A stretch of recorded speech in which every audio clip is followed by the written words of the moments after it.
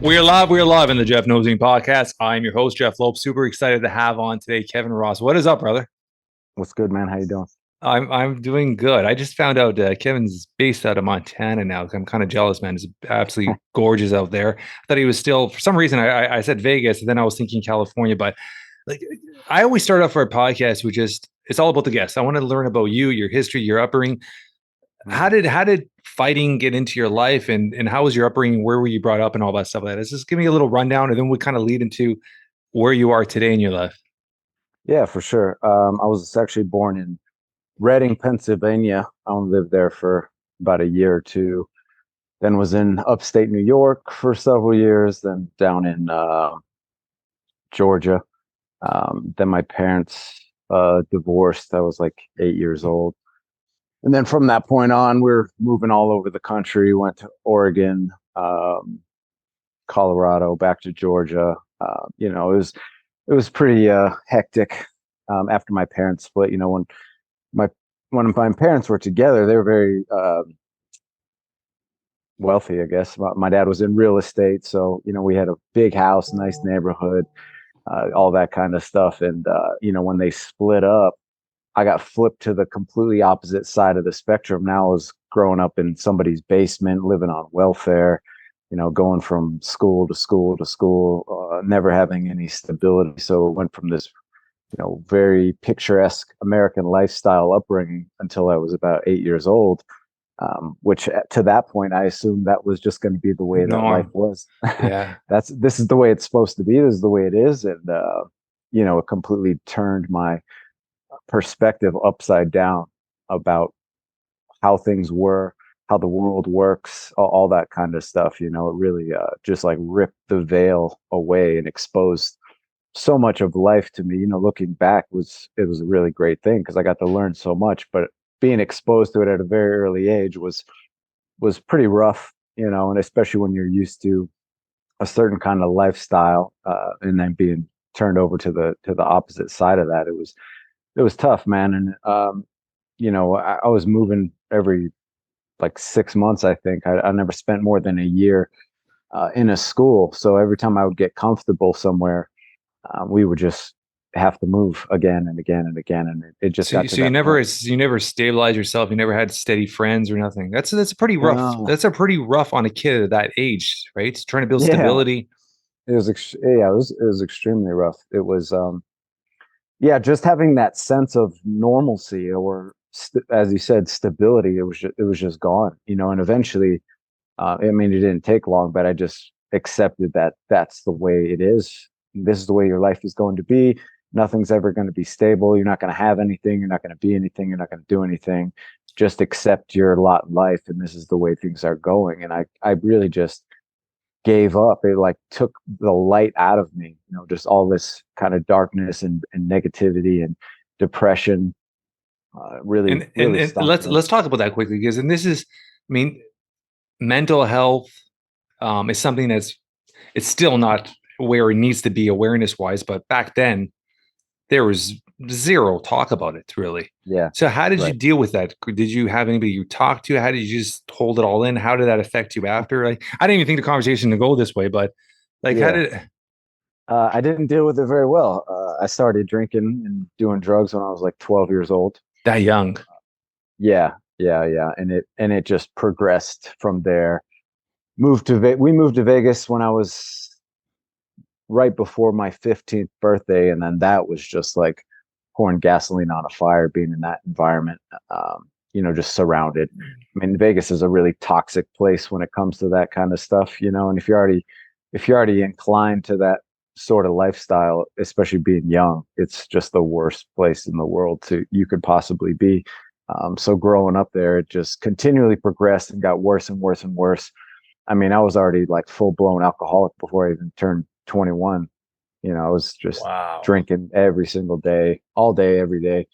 It just became like this normal thing to me. I didn't even really think much about it. It wasn't like I was like relatively functional, but I Yeah. would just get hammered every night, and drink during the day. Just have a couple beers here and there. But again, when you're in Vegas, it seems sort of Then it's normal. the norm.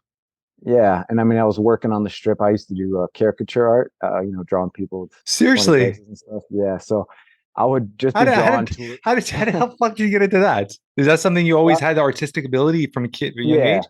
yeah, I've always been Interesting. artistic. Yeah, and I actually went to school for computer animation, got my degree in computer animation. But yeah, I was always artistic, and one of my friends was doing that, and I was like, oh, that seems really cool. And then I did that for like 3 years.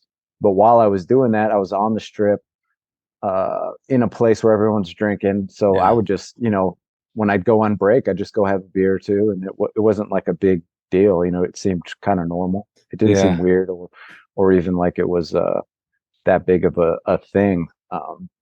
But it continued to progress, and bad things were happening. Friends were dying, going to jail.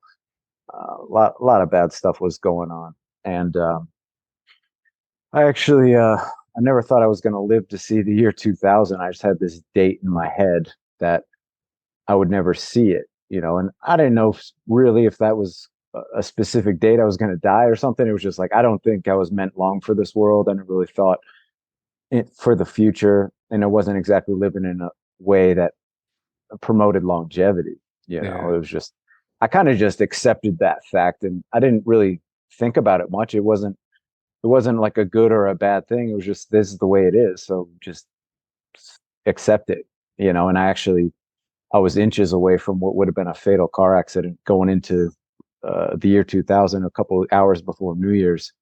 I was almost in this horrific car crash with a semi, and that moment, I realized that was supposed to be the moment that I was supposed to die. To me, I was like, that was it. That was supposed to be the end of your life. Now what? Now what are we gonna do? And it was a really it was an awakening experience, but at the time it wasn't strong enough to turn my life around. But looking back, it really started my thought process and my outlook down that road a little bit. It opened the door to a degree, and there were several things that happened over the next 3 years because that's how long it took before I started training and turning my life around. But that was a really pivotal moment in my life. And as far as fighting goes, I'd always loved fighting growing up. I love martial arts. Ironically, I hated violence. I was like, it just bothered me so much. I hated to see people mad at each other, people angry, but I loved competition. I loved like boxing. I loved to see that you could have a fight. It could be extremely aggressive, extremely violent, but there didn't need to be this emotional conflict, Yeah. you know. And once I understood that, I was like, oh, I love this. I hate violence, but to me, that wasn't. It's not violence. It's a physical competition that has violence in it. Yeah. I was able to separate those two things. So I always thought about it.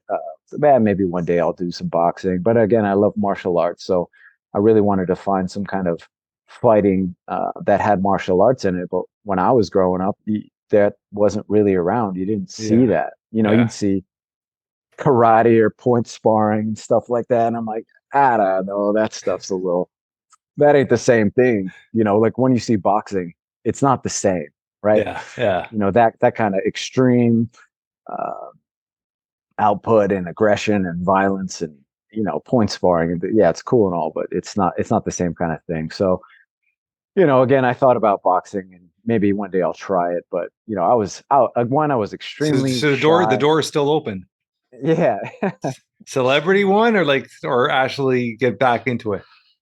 No, I'm just talking about growing up. That's what Oh, wait, but I I'm did. saying right now, would you ever get Oh, back? You're done, done. no, I'm done. I actually did 4 boxing fights in my career, but no, Yeah. I'm totally done.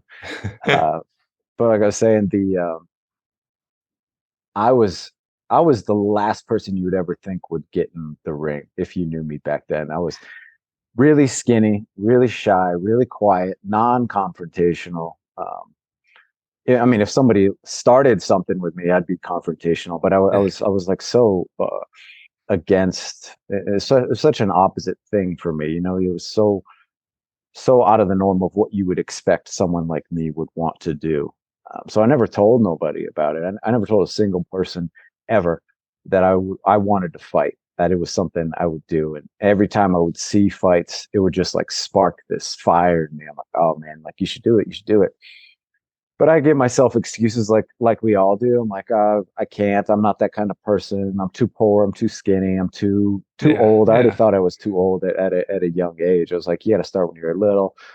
So I never did it. But as I said, every time I saw it, it was like, you should do this. You should do this. You should do this. And then when I was like, geez, what was I? Probably like 17. One of my best friends, his name was Mo. We were up on the roof one night drinking, and it was just him and I. And he asked me what I wanted to do with my life, which I thought was the craziest question in the world. You know, when you're a teenager and you're just Yeah. pissing your life away, who says something like that? What do you want to do with your life?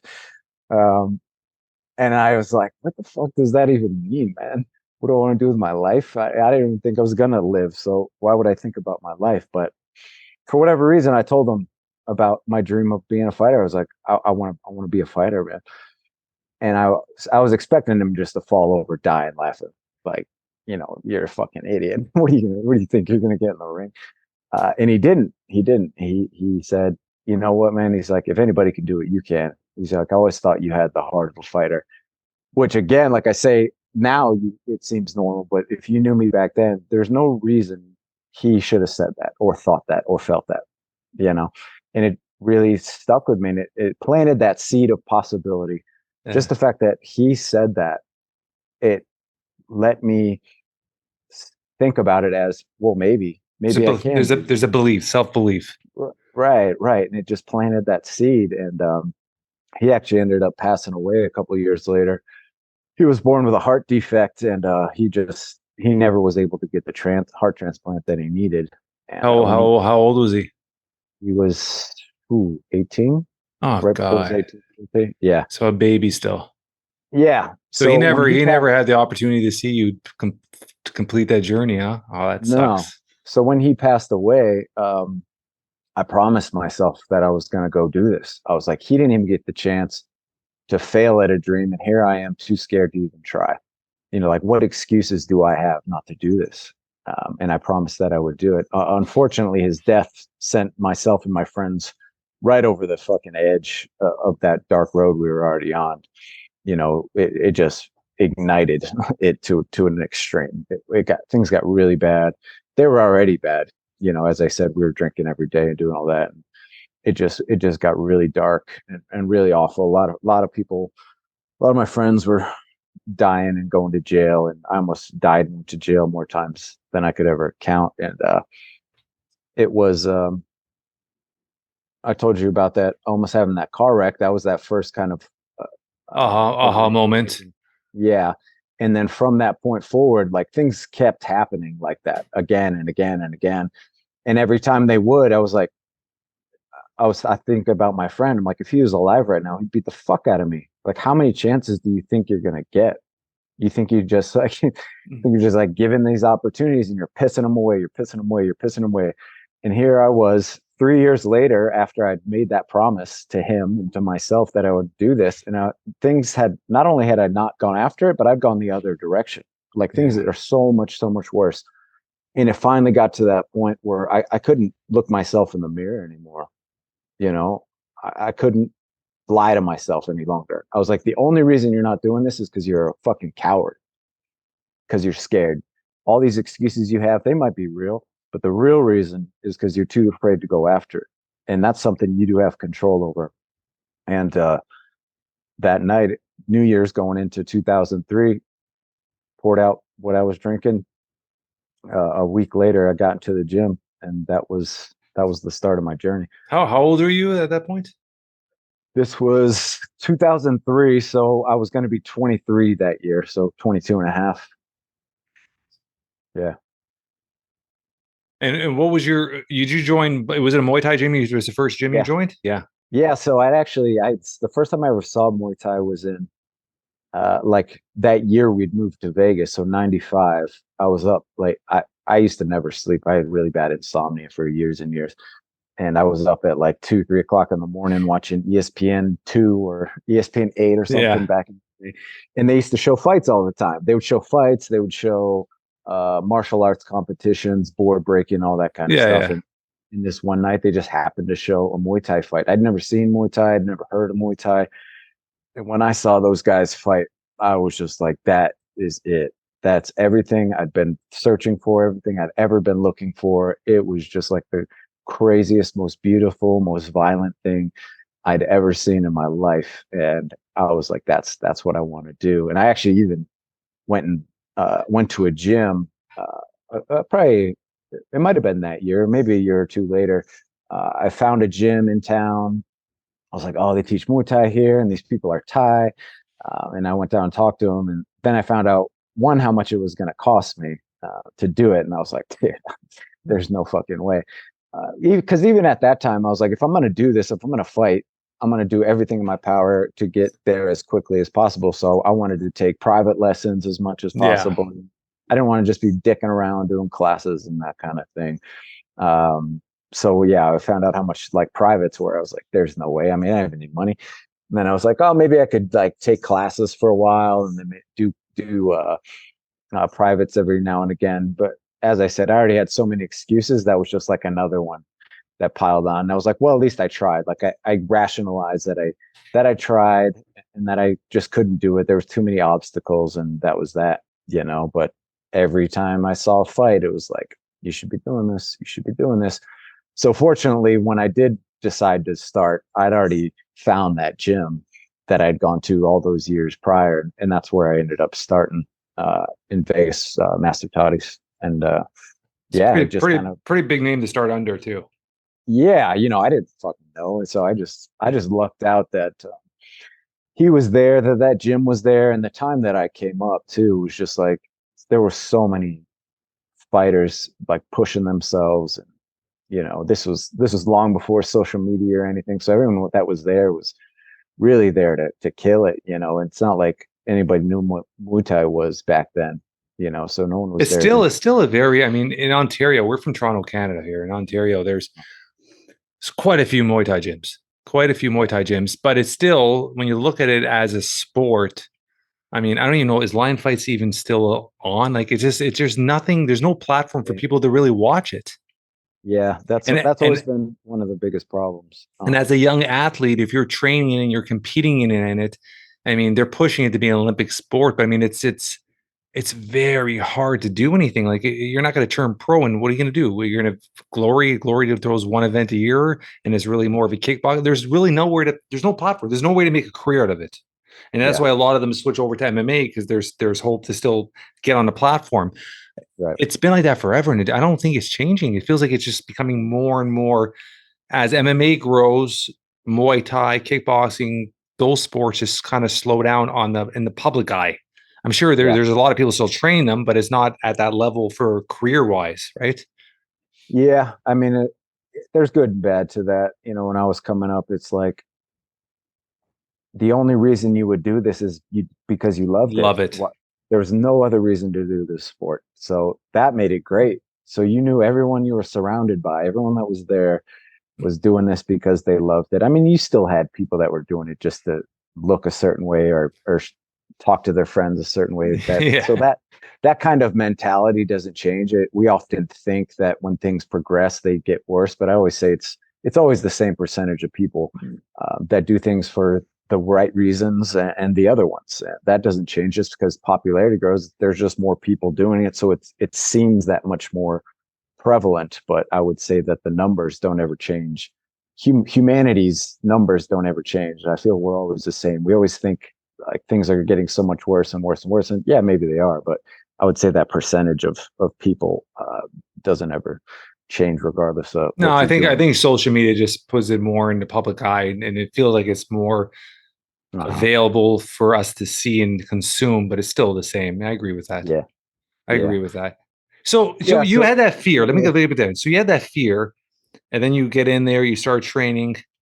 Your first fight, did that fear come back, or that was at that point your confidence level had changed? ever since that point when I thought my life was over, gonna be over, and then it wasn't, it really it put things in perspective for me. It I realized that you're not supposed to be here. So what are you going to do now?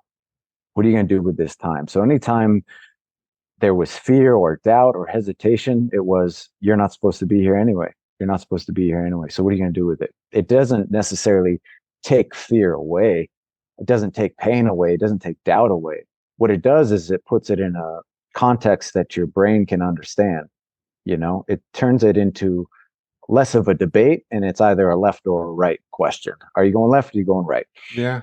And there's never an in between, because not making a decision is a decision. You are going left if you don't make a decision. I love that. Yeah, so that's what I started doing at that point. It's like when I started training, I was like, you have all these fears, you have all these doubts, you have all these reasons not to do this. So what? Everybody has those. You're always going to have those. And those things might not necessarily even go away when you do finally start and get going. We look at these people in the spotlight, we look at fighters or anybody else in the fields that we want to get into, and we just assume they don't have those things. They don't have fear, they don't have doubt, they don't have hard times. We look at everybody's life like it's a highlight video, when it's not. No. You have no concept of what people go through on a daily basis, what they had to go through to get there, and what they still go through every single day, every single moment, every single time. You think things are so great, and that's one of the awful things about social media, is it does put those highlights of people's lives, and we just assume that's the way things are all the time. Gives you a very skewed perspective of humanity, and that leads to a lot of people's, unfortunately, depression, and things like that, because you think everyone's doing this and you're the only one dealing with what you're dealing with. Yeah. And it gives a perspective too. I mean, I always had that mindset, Kevin, that as much as shit hits the fan in your life, there's always somebody in a worse situation than you. For sure. And you have to have that mindset. You have to have that mindset where I always said that. I mean, I got diagnosed in this past November with cancer, and I was 45, 2 kids. Like, this shit shouldn't happen. I don't smoke. I don't drink. I work out. This shit shouldn't happen. I was November 23rd. By November 24th, I kept telling myself, control the controllables. I said, there's a lot of people in worse situations than me. I'm still here. I'm still breathing. I'm still above the fucking ground. And that's what got me through it, right? It's to control the controllable. So it's that mindset where a lot of people don't understand that. They feel like it's a victim thing, right? And I think social media puts that on a spotlight. If you're the victim, oh, I feel sorry for you. But if you're a hero, people want to bash you down, right? And that's what social media does. As sad as it is, that's what it does, right? Yeah. And unfortunately, we're all victims of something. So it's so easy to fall into that mindset. And that's the mindset I had for half of my life. Was, you are a victim. These things happen to you, and this is the way that it is. And this is the way that life is going to be, because of these things that are in place, because of these things that happened, or the way that you were born, or whatever the case may be. Until that point, I realized you always have a choice. We always have a choice. Even if somebody's got a gun to your head, you have a choice whether you say pull the trigger or don't. You can't blame other people for what's happened. You can say these events happen, but what did you do with it after the fact? You can't change the events that happened. So that question was always in my mind. What are you going to do with it? What are you going to do about it? And that changed everything in my life. Let me ask you a quick question. Go back here. You always hear that saying, and I remember my dad, he's no longer with us, but I remember my dad always saying this growing up: tell me your 5 friends and I'll tell you who you are. You guys spiraled up when your close friend passed away. You guys spiraled and got worse, and then you decided to pull away from that. Did your friends pull away from that too? Or are they stuck in that environment? And if they did you have to pull yourself away from them, or did you keep them as friends? Because it's hard to get out of that when your surroundings are built around that, right? For sure. And that was actually a big factor for me of why it took me so long to start, because I was like, I'm gonna lose all my friends. Everyone's gonna laugh at me or whatever, and you don't want to be this outcast. Just look at the last couple of years of everything that's been going on. So much of what happened was because people didn't want to stand alone. They wanted to go along with the crowd. Even if something's wrong, people would rather be surrounded than be the outcast, to be alone. It's hard to be alone. It's hard to be that person, even if it's a positive thing.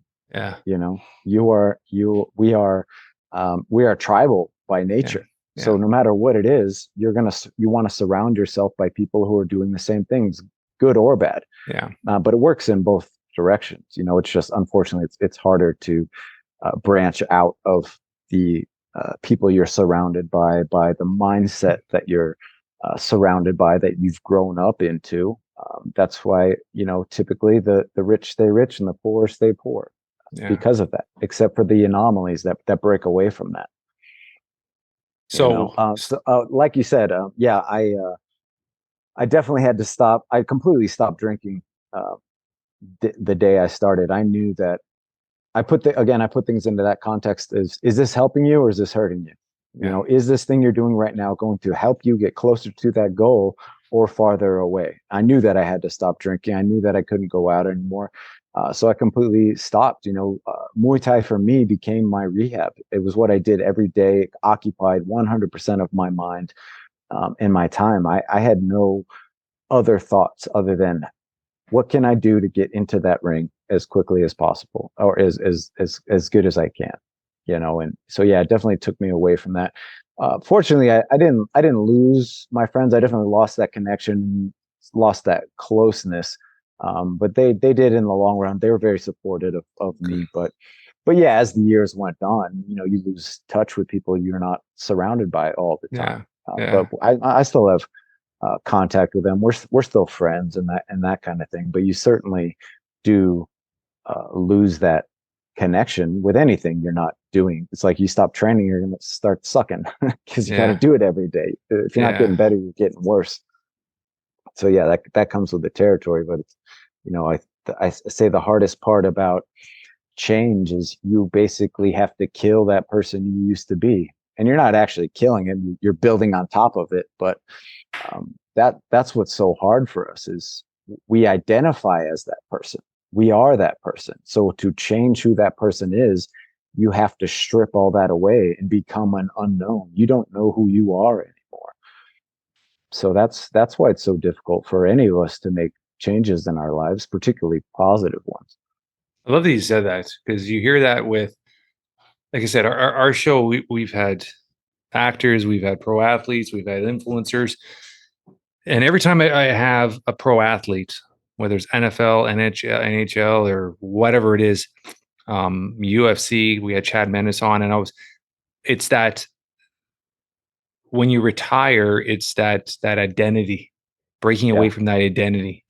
And Uh-huh. and a lot of people are stuck on it, and that's all they've known. Like if you take a football player from if you take a Major League Hmm. Baseball player, that's all they know since they're 4 or 5 years old, right? So then all of a sudden it's Yeah. stripped away from you, and the depression kicks in, everything kicks in.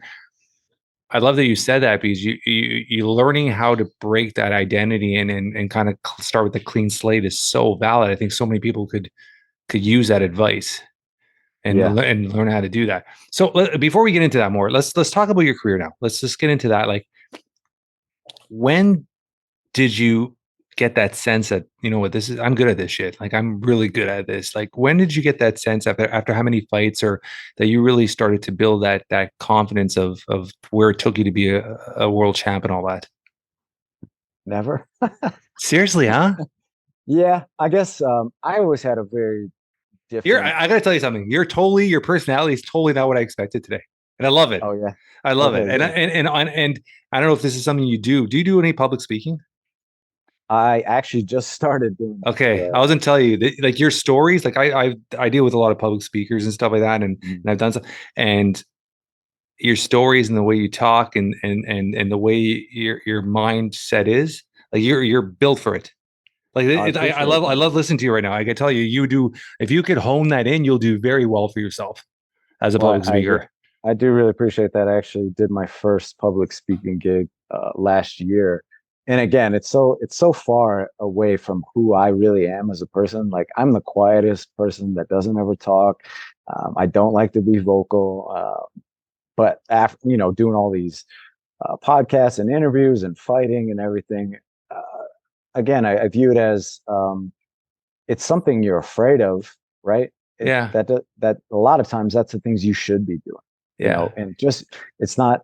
it's not the people that are comfortable with it that necessarily are the successful No, ones. not at all. Not at all. Usually And it's the public, opposite. no, and public speaking is, I mean, it's up there with one of the biggest fears people have, right? When you talk about just in Yeah. life, right? But One of the top fears there yeah, you is. just have just the way you're talking and the way you put together your words and the way like I can tell right off the bat you do really well. And I'm not just saying that. You actually, I've never even said that to any guests we've had before. Like you have that thing where I think you do actually really, really well as a public speaker. And because you achieved a certain level at a sport, that just brings your value up that much more for people to bring you to a company or something like that, right? As a leadership programs. And there's a lot of money to be made in that. As a leadership speaker, Yeah. tons of money to be made at that once you start building a name and start talking to whether it's colleges, whether it's corporations. It's a great career for a lot of athletes post their career as an athlete, Yeah. right? So and Right. I think you do really well with it. So I apologize for breaking up with that conversation, but like let's get back to it. So you're fighting wise, like let's talk about your fighting career. Let's just have some highlights and some downs and some highlights. Yeah. Well, to touch back on what you were asking me before about when did you get to that point when you felt you were good at this? It all goes back to um, that point of when I didn't think I was supposed to be here any longer. It was, this is all extra credit in my mind. You know, this is, you should have died in 2000. You're not supposed to be here. This is an unending goal. Martial arts or anything you want to be good at, there is no point of success because we are all the same distance away from that infinite point as anybody else. And that's one that's always kept me grounded and kept me in that student mentality where I don't feel any better than the person that's starting out their first day because we are both just trying to be better. Yeah. Just because I've done more doesn't change anything. It doesn't make me better than you. I may have had more experience and accomplished some things, but we are both students. We are both trying to reach this point that is infinite. We are the same distance away from that infinite goal. So I never did get to that point. I never did get to that point where I felt, oh, you're successful now. You're this person now. Because every peak you get to, you see the next peak that's in front of you, Yeah. right? And which is also a reason a lot of athletes tend to have a lot of depressions because you do all this work and then you get to that point and you're like, ah, shit, like you don't feel Yeah. necessarily successful. But I do feel like it gave me a good perspective because I didn't put that emotional context there. It wasn't like, oh shit, now there's this. It was just this infinite goal of progression. You go. Um, it's not like once I get to this point, then I'm going to feel a certain way, right? It was like, I know that this is unending. So like when I was coming up, fortunately, what I viewed as like the point I want to get to was you can never get there. Like the greatest fighter of all time. Like that's where I set my bar was the greatest fighter of all time. Okay, you can never get there. How close to that point can you get? That was it. There was never these like steps and stages where I'm like, oh, you feel good now because you're like the best fighter in the gym. Like, who gives a fuck? Like, you're in this tiny little pond. You see that so much where people, it's like the gym fighters, the people that can fight in the gym, but they can't fight in the ring. And Yeah. I saw that very early on. So I wanted to do everything that was the opposite of that. I Yeah. just stripped that out of my mind. So it was just always that point where there is no end to this. And everybody I trained with, everybody I fought, they were so far beyond me and beyond my level and my experience. It was just like I couldn't even rationalize how far ahead of me they were. So I always felt like that, like you shouldn't be fighting anyway. You started too late. You're too old. You're too skinny. You're too American. All these excuses I have them, and then I'm like, so what? Get rid of those. I know I accepted that fact. Okay, what are you going to do about it? I'm going to fucking bust my ass every fucking day, kill myself, do 10 times more than anyone else will do. I will test myself more than anyone else would possibly think about doing. And I'm going to keep going until I'm done. And that's just the mentality I had from the beginning all the way to the end. I never got rid of that. It never changed. Can I ask you a question? Were you, and this is something my son plays baseball. He's 15, and we were just talking to a coach the other day, and about self talk. He's a Yeah. pitcher, and really honing in when you're on the mound, self talk, like talk to yourself. Every time you throw a bad pitch, tell yourself what you did wrong. Like, is this something you ever did with self talk? Probably, yeah. I think a lot of it was more of a, I have more of an unspoken communication. Like again, I don't talk a lot. This seems like I talk a lot, but I don't speak a lot. So there's a lot of subconscious and nonverbal kind of things. I just always was like, everything can always be better. Yeah, There's no point of like, that was good. It was like, yeah, that was better than it was. There's more, there's more, there's more, there's more. So I just kept that kind of mentality, that kind of self-talk. It wasn't there was no points there. There was no like, oh, just get to this guy or just get to this level of yeah, skill. It was an infinite, unending thing. I viewed those that were so far beyond my level, the greatest of all time, the people that have been doing it their whole lives, the goats. Those are the yeah. people. That's where I set my bar always.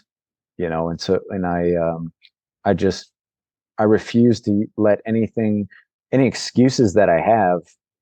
I'm like, those don't matter. They don't exist.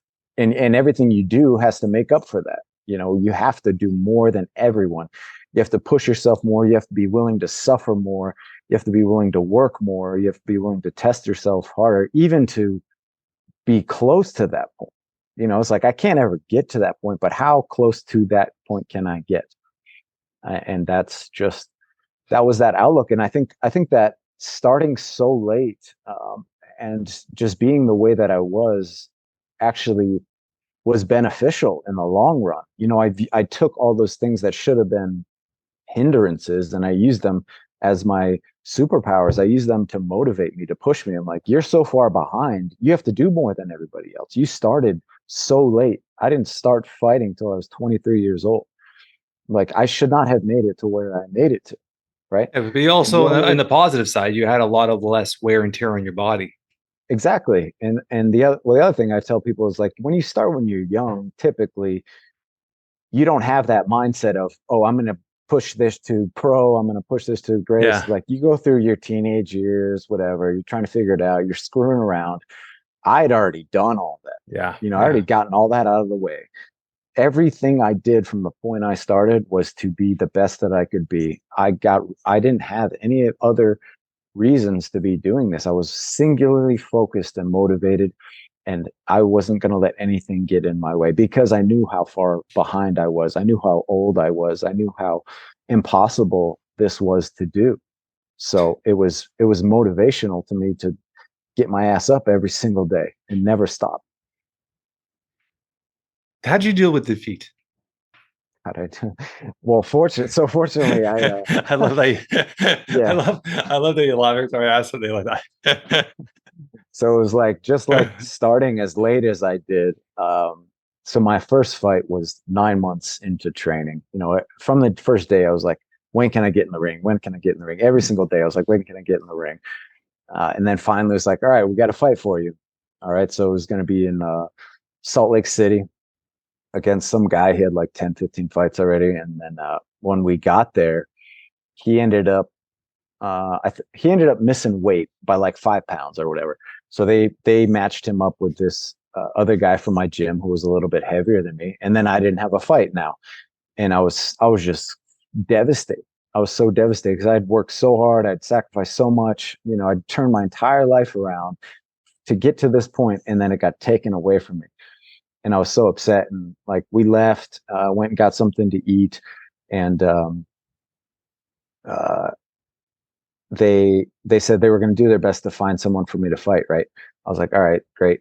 uh, Not thinking they ever would. And then they called me, like, all right, well, we're only able to find one guy.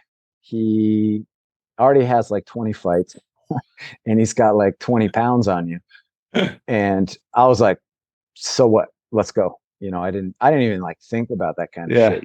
One, I was so used to like training with people that were so much bigger than me, and better than me. It wasn't even a thought in my mind. Like, I don't care how big Yeah. somebody is. Like this, you have to test yourself. Let's go, you know?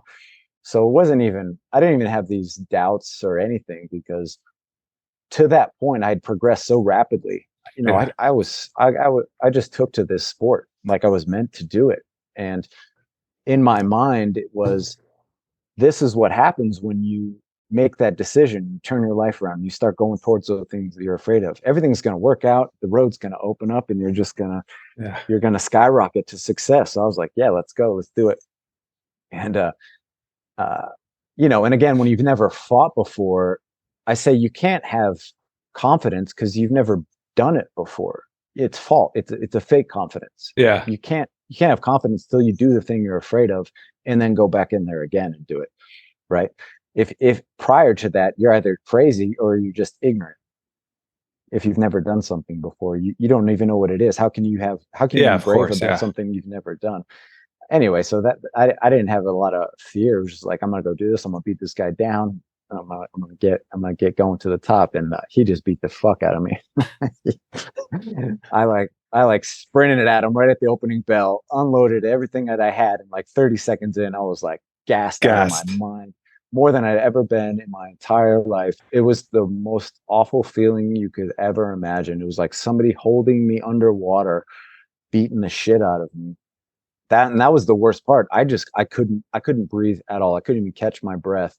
Nothing he was doing was even really bothering me physically, like pain wise. I just couldn't breathe. You know, Adrenaline. it took everything I had just to stay on my feet.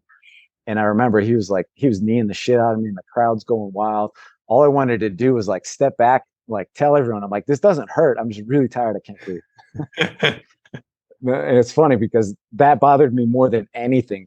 People thinking that he was beating the shit out of me, and I was just too tired, right? And then they ended up stopping the fight after before even the third round, and I was completely devastated when that happened. I thought maybe I was wrong about all this. You know, I thought that everything pointed to, this is the right direction. You're supposed to do this. You're born for this. This is going to be your life. You're on the path. It's going to be very clear and obvious. And when that happened, it just destroyed me. It just took everything out of me. I was like, all those fears and doubts that I had prior to turning my life around came flooding back in, you know, like 10 times worse. But see, you shouldn't have done this. I fucking told you you shouldn't have done this. This Yeah. is not what you were meant for. You should have learned. You should have listened. And I was like, that's it. It's fucking over. You know, I felt like it was over. And I like sat with that and dwelled on that for probably till the next day. And then it hit me once again. I was like, what are you going to do about it? What are you going to do about it? This thing happened. This shitty thing happened. You can take it and allow it to defeat you and make you worse, or you can use it as motivation to be better. That's a choice you have to make, and you have to make it, right? Nobody else is making it. It's not that guy's fault that he beat you. It's Yeah. not anybody's fault that thing happened. What are you going to do with it? And I made up my mind. I was like, are you going to do this only when you're winning, only when things are good, only when people are looking at you and congratulate you and all these things are happening? Like, no, man, I fucking love to do this. I would love to do this. This is everything for me. And I'm not supposed to be here anyway. I'm not supposed to be alive. You have all these opportunities to continue to go after this. Just because things aren't working out for you, you're going to give up. Don't be a fucking bitch about it. Like, get your shit together. I was like, all right. That the next day I was back in the gym, just more motivated than ever. And it was, I'm never going to let that happen to me ever again. Not that I'm not going to lose ever again. I'm never going to have that feeling of helplessness ever again. So my number one goal always was, from that point forward, to have the best conditioning I could ever fucking have. And I was like, that's the one thing I know I can push myself more than anybody else. I can't make up for the lack of experience. I can't necessarily make up for the lack of strength or size or speed or anything else, but I can be in better shape than anybody else, and I can push Con- myself harder than anybody else. Control the controllables. Right, just like you said. And that is the one singular thing I would say allowed me to get to the point that I got to, was my mindset and my conditioning. and controlling those controllable things. I pushed myself as hard as possible in all the things that I could and minimized anything that was taking away from my abilities, that was distracting me mentally, physically, spiritually, all of those aspects. I was singularly focused to, is this helping you get better, or is it making you get worse? That's it. No matter what it was, whether it was in the gym, outside the gym. Unfortunately, that's one of those things. So many people, they only stay focused while they're in the moment of doing that thing, whether in the gym, whether they're studying, whether they're in the act of playing a sport or a business or whatever the case may be. And then as soon as that's over with, they just allow all these things they have control over destroy them. Like when you're on a diet, it's like, or when you're working out, as soon as you stop working out, you're going and eating dog shit. Yeah. What do you think's going to happen to you? You're probably actually making it worse because you're like pushing yourself so hard. Then as soon as you're done, you want to like fill that void back up. And yeah, again, I understood that, fortunately, and put things in that context of left and right. So you get to a certain peak. And I always ask the athletes, you're officially retired. How did you deal with retirement? How did you deal with identity? How was that? And when was that moment where it's like, okay, enough's enough? Like, Yeah. because it's hard. Like like I said, I don't know if you know, he is Chad Mendes from the UFC, had him on, and he officially retired and all this stuff. Now he's bare knuckling it. So it was like, when is, and especially like options like that now, like bare knuckle, because guys are throwing shitloads of money at these athletes, more than they ever made prior. Yeah. How do you, and you haven't named yourself. So I will just assume, maybe I'm wrong, but I will assume you've had offers of some of these things. Like, how do you stick to and say, enough's enough, I'm retired, it's time to go on to the next chapter of my life, and in your head feel confident that that's the right decision? Yeah, great question. And it's such a difficult thing for any athlete because athletics is such a finite timeline. Lots of things in life you can do all the way up until you're dead, basically, other than physical activities, of course, mental activities too, but fighting and athletics, certainly. There's such a small window for that, which again was a motivational thing for me. It was something that I came to terms with before I ever even stepped foot in the ring. Was, again, you're not supposed to be here anyway. Like the fact was, I never thought I'd even have one fight, let alone however many I had, 75, and did this for 20 years. So it was all extra credit. It was all, every moment can and might be your last. Everything that I did, I was like, you might not be here tomorrow. You might not be here an hour from now. You're here right now. What are you going to do with it? And I always knew that point was coming. I was like, I'll probably die in the ring before I ever get to the point of retirement. That didn't even seem like a possible thing in my mind as I was going. I'm focused on right now, right here, right now. What can you do with this moment that you have? You don't have tomorrow. There is no tomorrow. There was never tomorrow. There's right now. There's always right now. Everything is constantly right now. Life is happening now. It doesn't happen tomorrow. It didn't even happen yesterday. It's this moment. Everything we're experiencing, everything we think about, the future and the past is only in this moment that we have. So I think I had a very good outlook and a healthy outlook on that, knowing that it could all be over at any moment. So the things that I always kept in my mind as far as retirement that goes is, one is, can I physically still do this? Yeah. Yes. Okay. I can physically still do this. Do I still love it? I'm like, yeah, that's probably never going to change. So, and then 3 was, are you progressing still, or are you slowly declining? So those were always my 3 factors in whether I would keep doing this or not. And fortunately, I was able to continually progress, and I always loved it. But over the last couple of years, and then it did start slowing down to where, I was basically on my 3rd generation of fighters. Yeah. Right. Yeah, easily. Easily. Right. So it got to that point where in the beginning, I'm just trying to catch up to, obviously, the people I was fighting, but even the people in the gym. I'm just like getting the shit kicked out of me all day, every day. And then they finally retired, and then I'm basically with the people I came up with, and then they retired, and then so by the third generation, it was where I'm basically helping everybody else out. I'm helping everybody else progress and get better. It is very difficult to progress when you are the one leading the charge, right? It's so much better to be on the bottom rung because you're going to push yourself that much harder, like you have to in order to survive. Like nobody can push you as hard as, or you can't push yourself as hard as somebody else can push you. It's a very difficult thing to do. You can, but it's really, really, really You hard. before you jump in, let me jump in there. You always hear that too with an MMA athlete that's the king of his gym, Yeah. and he surrounds his training camps around people he can beat the shit out of. They never Right. progress. Perfect example: Brock Lesnar in UFC. He always surrounded himself with people he could beat the shit out of, and when you get Yeah. to that level, if there's somebody better than you, you'll never progress that level. And I love that you said that because it's very true. When you're the best there, it's hard to continually progress, right? And Yeah. that goes I to mean, anything in life.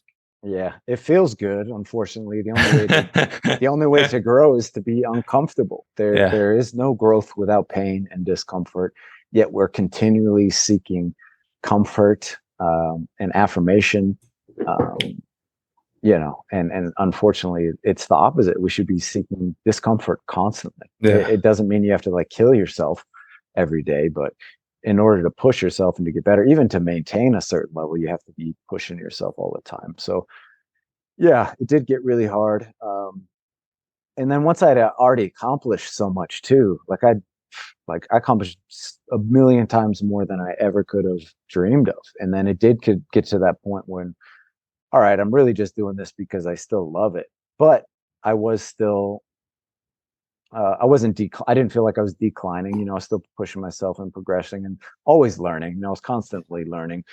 But that did take some of the love out of it, I think, over the last couple of years, where um, again, I was kind of the higher level guy, like helping the guys come up, which I Yeah. enjoyed to do. But you do feel like you're more of a teacher. Where prior to that, it's like we're all viewing that same point, and Goal. we're all on this same journey Yeah. together. So it kind of did help, though, that slowly started happening, and then after uh, like the shutdowns and lockdowns and everything, it became so difficult to even train every day. I'm like, why the fuck am I still doing this shit, man? They're like, yeah, I still love it, but I'm not even training with like my friends anymore. I'm not even doing this every day. It would have been really hard for me to retire, I think, if I was still going to the gym every day, still training and competing with people that were progressing and then fighting out there and doing that thing. That would have been hard for me to do, I think, or much, much more difficult. But it had kind of slowly switched career wise, training wise, and then with the world wise, with things shutting down. And it was, I mean, I was fortunate that it was actually really helpful for me to retire once that happened. And then, yeah, it got to that point where I knew that point was coming, that retirement was coming. And I had a lot of thoughts with myself about like, why are you still doing this? Like, how long are you still do this? Are you still willing to risk what this comes with? You know, death. Basically, you have to be willing to risk death in order to do it, especially the way that I fight. Yeah. You got to be willing to give up everything. It slowly got to that point like, nah, I don't really want to, and I'm not willing to do that anymore. But I always wanted to have one more Muay Thai fight before I retired. I didn't know if that would ever happen, especially once I started fighting for Bellator and doing kickboxing. But that was always kind of a goal in my mind. I was like, if I could just have one more Muay Thai fight, that would be great. And then I got the opportunity to do a Muay Thai fight, and I was like, this is it for me. I mean, it was so Was that with difficult what to was get. that lion fight? No, that was with shit. I'm gonna get in trouble with this now. I can't remember. Triumphant, Triumph. and like Muay Thai Act, they put this show on together in Florida.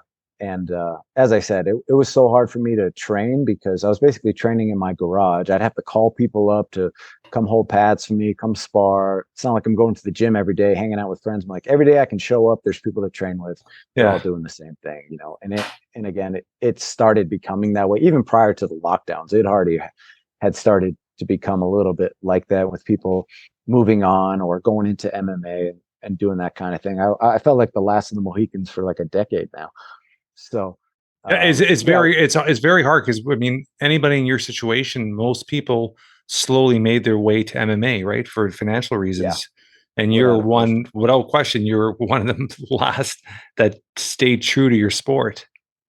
Yeah, and that was one thing that always kept me in the sport because as I was coming up, all everybody I trained with was fighting in. They're fighting in Pride, they're fighting in UFC, they're fighting in all these big time MMA promotions, and they're always like, "Why don't you do MMA? Like, what's wrong with you? Why don't you do this?" And I'm like, for myself, it was always I didn't want to have one foot in two pools. It's like if I'm going to do MMA, I'm going to do MMA. I'm going to be the best MMA fighter I can be. I don't want to half-ass both, right? And I wasn't willing to give up Muay Thai, especially when I was coming up, because I was like, if I give up, who is there to keep Yeah, pushing the sport in this yeah, country? yeah, Like yeah. 5 people, maybe. So I always felt that sense of responsibility where like if not you, then who? Who's gonna do it? Like I'm willing to suffer and sacrifice in order to make it better for the next people coming up below me, right? Like it's so easy just to flop over and do this. I'm like, yeah, it's still fighting, but I don't have the love and the passion I do for MMA that I do for Muay Thai. And I actually thought about retiring or switching over going into 2009. I made it my New Year's resolution. I'm like, all right, I'm gonna push Muay Thai as hard as I can for this next year. If things haven't progressed, I'm gonna switch over to MMA. And actually ended up winning 3 titles that year. Like a week after New Year's, I got a call to fight for the WBC title in China on like 2 weeks' notice, and things just kind of picked up from there and progressed. Fortunately for me. Um, but yeah, talking about the retirement, it was so hard to even train for that. The only way I was even able to train for that fight was because it was going to be my last fight. Like I would have fucking, if that wasn't going to be my last fight, I would just, I'm like, you know what, fuck this. Yeah. Like it was hard enough, especially knowing that at any moment they could cancel the fight because someone's like, oh, I got fucking COVID or, Yeah. the lockdowns or whatever. It's already hard enough fighting, knowing all the things that can happen. And then you put that on top of it. Yeah, it was tough, but I was able to push myself and knowing that it was going like I was like, this is your last dance, man. You got to kill yourself for this. It doesn't matter how hard it is, how difficult it is, and it was really just the best thing that I ever could have hoped for. I mean, it was the first Muay Thai card and one of the first fight promotions in the States after things started opening back up. I mean, they had a couple of UFCs, but everyone from all over the country and then the world came to this one small Muay Thai fight because there wasn't anything else, Yeah. and it was like going back to the beginning. Everybody I came up with, all the generations of people, they were all there. It was just the most beautiful thing I could ever hoped You for, you had announced it as your retirement fight? No, I didn't tell Oh, yeah. anybody. Oh, I okay. told, yeah, I told Gina and a couple of people, but yeah, I didn't tell anybody. So after the fight, I told everybody. I was like, "That was it, man. That was it was So hard, even man." at the end of the fight, to the end, you didn't announce it at all. Take off your No, gloves I and announced it you did. after. Okay. Yeah. After, Okay. yeah, when I was in the ring, they were talking to me. I told everybody, and it was this super emotional thing. Like everybody was crying. I was fucking crying. It was hard, man. It was hard, but it also felt like. Uh, it's like you used the time that you had as best as you possibly could. Like I have no regrets, and when I was getting ready to retire and everything, Gina, she said to me, she's like, you need to retire the way Kevin Ross would retire. You need to show people like this is how you do it, right? Like you see I never wanted to be one of those fighters that doesn't know how to quit and keeps on going. Like Yeah. every fighter you ever see, it's like they retire, then they come back, and then they Yeah. retire, and then they come back, and they just get worse and worse and worse till that point when they finally like retire for good. I was like, from the first day, I never wanted to be that guy. It's like Yeah. I'm gonna do this as hard as possible, and when I'm done, I'm done. I'm not gonna have any regrets. Any thoughts about ever doing this again. Like I did everything.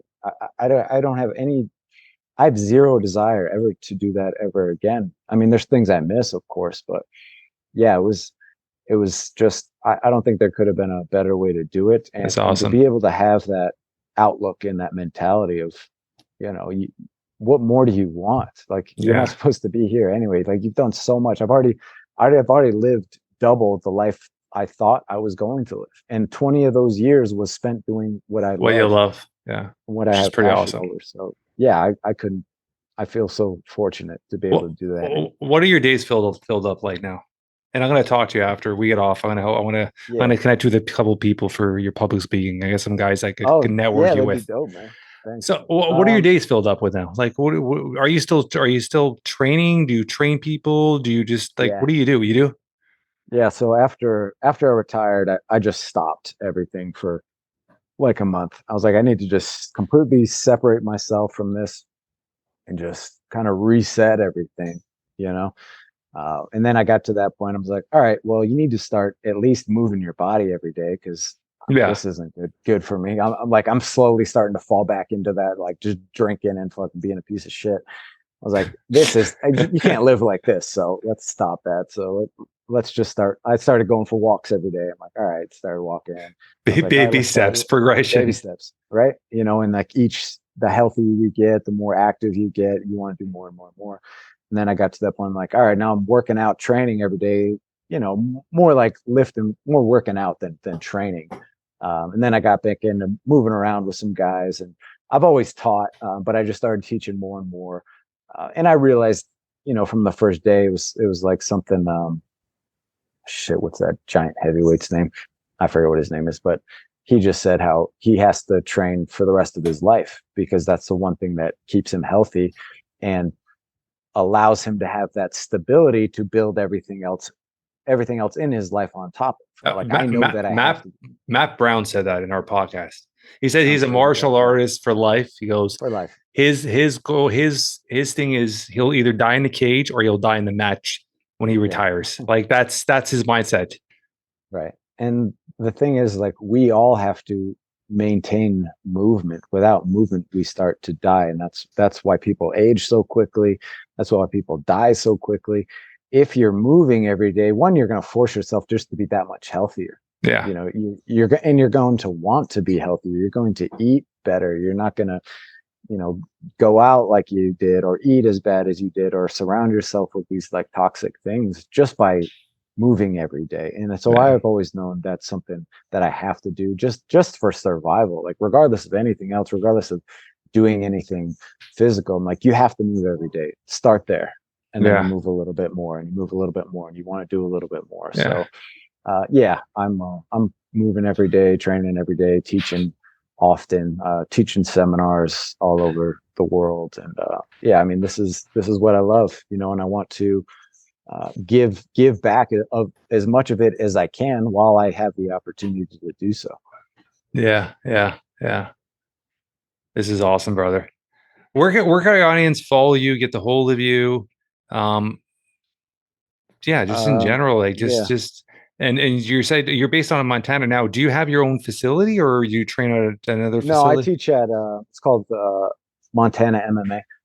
So I teach classes over there and a few places around. I'll teach some classes here and there, and that's one of the greatest things about what I do is we were traveling all over the country 2 years ago, and like every place that we went to, I'd just call up a gym. Like, what's up, man? You want to train? Like, I'd teach a class or teach some private, or just go there and work out. It's Yeah. it's a beautiful thing about martial arts. Is You said we. Do you travel with somebody else? Gina, So you and guys my are. I didn't family. even. I did like. There's one thing I'm sure you get asked a lot, and I was like, should I ask? Should I not? Like, you guys are still Yeah, together as a couple? yeah. I don't. We keep our lives as private. I don't. That's why I didn't bring it up or not. But you guys are still together as a couple. Yeah. Okay, that's all good. All good. All good. But as far as finding me, my social media, well, my website is thesoulassassin.com. You can follow me on there. I got all my merch, a lot of my blogs, stuff like that. And then social media is the Soul Assassin, DA Soul Assassin. That's Twitter and Instagram. Relatively active on those. So you can always hit me up and follow me on there and see what's going on. This is awesome, brother. I appreciate it, man. I'm sure I'm gonna have you back on. And like I said, don't hang up when we're done because I want to talk to you a bit. Yeah, But this definitely. has been awesome. I appreciate it, brother. I love talking to you, man. Thank you for having me on.